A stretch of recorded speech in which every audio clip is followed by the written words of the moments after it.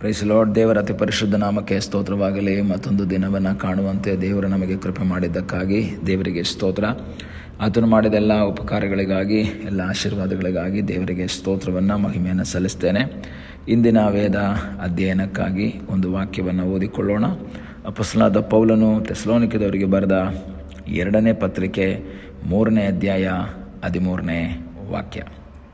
ನೀವಾದರೂ ಒಳ್ಳೆಯದನ್ನು ಮಾಡುವುದರಲ್ಲಿ ಬೇಸರಗೊಳ್ಳಬೇಡಿರಿ.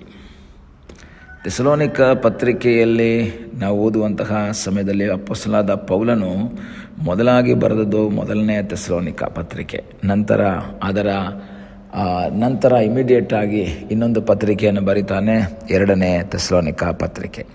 ಈ ಪತ್ರಿಕೆಯಲ್ಲಿ ಪೌಲನು ಅನೇಕ ರೀತಿಯ ಪ್ರಾಕ್ಟಿಕಲ್ ಆದಂತಹ ಕಾರ್ಯಗಳನ್ನು ಅವರ ಸಂಗಡ ಮಾತಾಡಿ ಅವರು ಹೇಳ್ತಾ ಇರುವಂತಹ ಒಂದು ಕಾರ್ಯ ಏನಂದರೆ, ಒಳ್ಳೆಯದನ್ನು ಮಾಡುವುದರಲ್ಲಿ ಬೇಸರಗೊಳ್ಳಬೇಡ್ರಿ ಎಂಬುದಾಗಿ ಹೇಳ್ತಾನೆ. ಯಾಕೆ ಒಳ್ಳೆಯದನ್ನು ಮಾಡುವುದಕ್ಕೆ ಬೇಸರ ಬರ್ತದೆ? ಅನೇಕ ಸಂದರ್ಭದಲ್ಲಿ ನಾವು ಸತ್ಯವೇದವನ್ನು ಓದುವಾಗ ಬೇಸರ ಬರುವಂತಹ ಕೆಲವು ಕಾರ್ಯಗಳಿದ್ದಾವೆ. ದೇವರ ಸನ್ನಿಧಿಯಲ್ಲಿ ವಾಕ್ಯ ಓದ್ತೇವೆ, ಬೇಸರಗೊಳ್ಳದೆ ಪ್ರಾರ್ಥನೆ ಮಾಡಿರಿ ಅಂತ ವಾಕ್ಯ ಹೇಳುತ್ತೆ. ಇಲ್ಲಿ ಒಳ್ಳೆಯದನ್ನು ಮಾಡುವುದರಲ್ಲಿ ಬೇಸರಗೊಳ್ಳಬೇಡ್ರಿ ಅಂತ ಹೇಳುತ್ತೆ. ಬೇಸರಗೊಳ್ಳದೆ ಪ್ರಾರ್ಥನೆ ಮಾಡಿರಿ ಅನ್ನೋದ್ರ ಅರ್ಥ ಏನು? ಲೋಕ 18:1 ಆ ವಾಕ್ಯ ನಾವು ನೋಡ್ತೀವಿ. ಬೇಸರಗೊಳ್ಳದೆ ಯಾವಾಗಲೂ ಪ್ರಾರ್ಥನೆ ಮಾಡ್ತಾ ಇರಬೇಕು. ಯಾಕೆ ಅಂದರೆ, ಪ್ರಾರ್ಥನೆ ಮಾಡಿದಾಗ ಯಾರಿಗಾರು ಬೇಸರ ಆಗುತ್ತಾ? ನೀವು ಹೇಳ್ತೀರಾ ಆಗಲ್ಲ ಅಂತ. ಆಗುತ್ತೆ. ಯಾವಾಗ ಬೇಸರ ಆಗತ್ತೆ? ಪ್ರಾರ್ಥನೆ ಮಾಡಿ ಮಾಡಿ ಮಾಡಿ ಅನೇಕ ಸಂದರ್ಭಗಳಲ್ಲಿ ಅನೇಕ ದಿನಗಳಿಂದ ಪ್ರಾರ್ಥನೆ ಮಾಡಿದ್ರು ಉತ್ತರ ಸಿಗದೇ ಇದ್ದಾಗ ಒಂದು ಬೇಸರದ ಅನುಭವ ನಮ್ಮಲ್ಲಿ ಉಂಟಾಗುತ್ತೆ. ಎಷ್ಟು ಪ್ರಾರ್ಥನೆ ಮಾಡಿದ್ರು ದೇವರು ನನಗೆ ಉತ್ತರ ಕೊಟ್ಟಿಲ್ವಲ್ಲ ಎಂಬ ಒಂದು ಬೇಸರ. ಇಲ್ಲಿ ಪೌಲ ಇನ್ನೊಂದು ಮಾತು ಹೇಳ್ತಾನೆ, ನೀವು ಒಳ್ಳೆಯದನ್ನು ಮಾಡುವುದರಲ್ಲಿ ಬೇಸರಗೊಳ್ಳಬಾರ್ದು. ಹಾಗಾದರೆ ಒಳ್ಳೆಯದನ್ನು ಮಾಡೋದ್ರಲ್ಲಿ ಯಾರು ಬೇಸರಗೊಳ್ತಾರಾ ಅಂತ ನಮಗೊಂದು ಡೌಟು. ಹೌದು, ಬೇಸರ ಬರ್ತದೆ. ಯಾವಾಗ ಬೇಸರ ಬರ್ತದೆ? ನಾವು ಒಳ್ಳೆಯದನ್ನು ಅನೇಕರಿಗೆ ನಾವು ಮಾಡಿರ್ತೀವಿ. ನಾವು ಮಾಡಿದಂತಹ ಒಳ್ಳೆಯದಕ್ಕೆ ಪ್ರತಿಯಾಗಿ ನಮಗೆ ಅಲ್ಲಿಂದ ಒಂದು ಒಳ್ಳೆಯದು ಬರದೆ ನಮಗೆ ವಿರುದ್ಧವಾಗಿಯೇ ಅವ್ರು ಕಾರ್ಯ ಮಾಡಿದ್ರೆ ನಮಗೆ ಬೇಸರ ಆಗುತ್ತೆ. ಯಾರಿಗಾದರೂ ಒಬ್ಬರಿಗೆ ಕಷ್ಟದಲ್ಲಿ ಸಹಾಯ ಮಾಡಿರ್ತೀವಿ, ಅವರ ರೋಗದಲ್ಲಿ ನಾವು ಹೋಗಿ ನೋಡಿ ಅವರಿಗೆ ಹಣವನ್ನು ಇನ್ನೇನೋ ಕೊಟ್ಟಿರ್ತೀವಿ, ಅಥವಾ ಅವರಿಗೆ ನಾವು ಅಡುಗೆ ಮಾಡಿ ಊಟ ಏನೋ ತೊಗೊಂಡೋಗಿ ಕೊಟ್ಟಿರ್ತೀವಿ, ಒಳ್ಳೆಯದನ್ನು ಮಾಡಿರ್ತೀವಿ. ನಾವು ಅವರಿಗೆ ಕೆಟ್ಟದ್ದು ಬಯಸಿರಲ್ಲ, ನಾವು ಒಳ್ಳೆಯ ಕಾರ್ಯಗಳನ್ನೇ ಅವರಿಗೆ ಮಾಡಿರ್ತೀವಿ. ಆದರೆ ನಮ್ಮ ಜೀವಿತದಲ್ಲಿ ಅವರಿಂದ ಕೆಟ್ಟದ್ದು ಬಂದಾಗ, ಅವರಿಂದ ನಮಗೆ ಉಪಕಾರಕ್ಕೆ ಅಪಕಾರ ಬಂದಾಗ ನಮಗೆ ಒಂದು ನಿರಾಶೆ ಆಗುತ್ತೆ, ಒಂದು ಬೇಸರವಾಗತ್ತೆ. ಬೇಸರವಾಗಿ ಎಷ್ಟೋ ಜನ ತೀರ್ಮಾನ ಮಾಡ್ತಾರೆ, ಇನ್ನು ಮೇಲೆ ಅವರಿಗೆ ಅಂತಲ್ಲ, ನಾನು ಯಾರಿಗೂ ಒಳ್ಳೇದು ಮಾಡಲ್ಲ, ನಾನು ಒಳ್ಳೇದು ಮಾಡಿದ್ರಿಂದ ಏನು ಪ್ರಯೋಜನ ಇಲ್ಲ, ನಾನು ಒಳ್ಳೇದು ಮಾಡಿದ್ರಿಂದ ನನಗೆ ಸಿಕ್ಕಿದ್ದೆಲ್ಲ ಕೆಟ್ಟದೇನೆ. ದೇವರ ವಾಕ್ಯದಲ್ಲಿ ಓದುವಾಗಲೂ ಸಹ ಅನೇಕ ರೀತಿಯಲ್ಲಿ ನಾವು ಒಳ್ಳೆಯದನ್ನು ಮಾಡಿದಂಥ ವ್ಯಕ್ತಿಗಳಿಗೆ ಕೆಟ್ಟದೇ ಬರ್ತಾ ಇರುತ್ತೆ. ದಾವೀದ ಸೌಲನಿಗಾಗಿ ಒಳ್ಳೆಯದನ್ನೇ ಮಾಡ್ತಾನೆ ಅವನು. ಏಕೆಂದರೆ ಸೌಲನಿಗೆ ದುರಾತ್ಮ ಹಿಡಿದಾಗ ಕಿನ್ನರಿ ಬಾರಿಸಿದ್ರೆ ಅವನ ದುರಾತ್ಮ ಹೋಗುತ್ತೆ. ಸೌಲ ದುರಾತ್ಮ ಹಿಡಿಯಲ್ಪಟ್ಟಾಗ ದಾವೀದ ಕಿನ್ನರಿ ಬಾರಿಸ್ತಾನೆ. ಕಿನ್ನರಿ ಬಾರಿಸಿ ಅವನ ದುರಾತ್ಮವನ್ನು ಹೋಗಲಾಡಿಸ್ತಾನೆ. ಆದರೆ ಅಂಥ ದಾವೀದನನ್ನೇ ಸಾಯಿಸುವುದಕ್ಕಾಗಿ ಈಟಿಯನ್ನು ಎಸಿತಾನೆ ಇದೇ ಸೌಲ. ದಾವೀದನು ಸೌಲನಿಗೆ ಮಾಡಿದ್ದು ಒಳ್ಳೆಯ ಕಾರ್ಯ, ಆದರೆ ದಾವೀದನಿಗೆ ರಿಟರ್ನ್ ಆಗಿ ಸಿಕ್ಕಿದ್ದು ಕೆಟ್ಟ ಕಾರ್ಯ.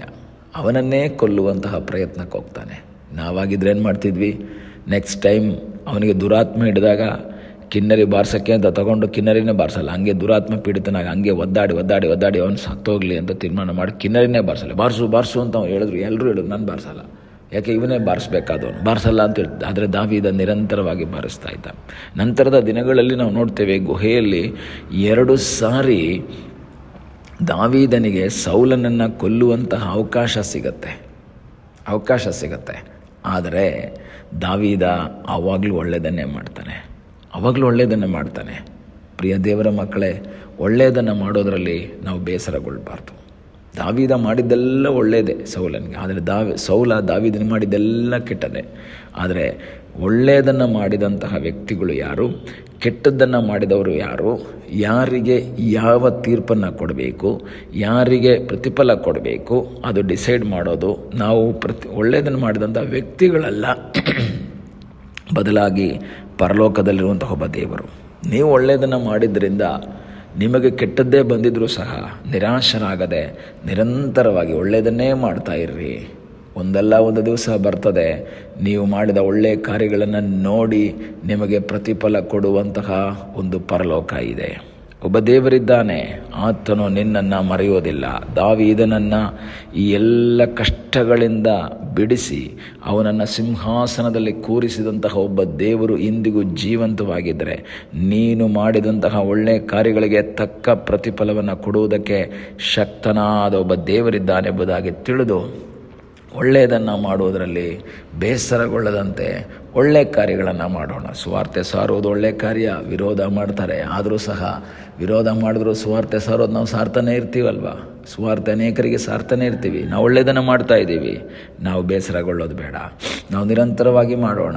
ಬೇಸರಗೊಳ್ಳದೆ ಒಳ್ಳೆಯದನ್ನು ಮಾಡ್ತಾ ಇದ್ದರೆ ಒಂದು ದಿವಸ ಪ್ರತಿಫಲ ನಿನಗಾಗಿ ಕಾಯ್ತಾ ಇದೆ. ಪ್ರಾರ್ಥಿಸೋಣ. ನಮ್ಮನ್ನು ಬಹಳವಾಗಿ ಪ್ರೀತಿ ಮಾಡುವ ಪರಲೋಕದ ತಂದೆಯೇ, ಸಮಯಕ್ಕಾಗಿ ಸ್ತೋತ್ರ. ಮತ್ತೊಂದು ಆವರ್ತಿ ನಿನ್ನ ಸನ್ನಿಧಾನದಲ್ಲಿ ನಮ್ಮನ್ನೇ ನಾವು ಸಮರ್ಪಿಸ್ತೇವೆ. ಅಪ್ಪ, ನಾವೆಷ್ಟೋ ಸಂದರ್ಭದಲ್ಲಿ ಒಳ್ಳೆಯದನ್ನು ಮಾಡಿದರೂ ಸಹ ನಮಗೆ ವಿರುದ್ಧವಾಗಿ ಅನೇಕ ಕೆಟ್ಟ ಕಾರ್ಯಗಳನ್ನು ಅನೇಕರು ಮಾಡಿದ್ದಾರೆ. ಆದರೂ ನಿರಾಶರಾಗದೆ ಒಳ್ಳೆಯದನ್ನು ಮಾತ್ರ ಮಾಡುತ್ತಾ ಅದರಲ್ಲಿ ಬೇಸರಗೊಳ್ಳದೆ ದೃಢವಾಗಿ ಒಳ್ಳೆಯದನ್ನು ಮಾಡುತ್ತಾ ನಿನ್ನ ಆ ಒಂದು ಅದ್ಭುತದ ಸಮಯಕ್ಕಾಗಿ ನಾವು ಕಾಯುವ ಹಾಗೆ ಕೃಪೆ ಮಾಡು. ಪ್ರಾರ್ಥನೆಯನ್ನು ಕೇಳಿದ್ದಕ್ಕಾಗಿ ಸ್ತೋತ್ರ.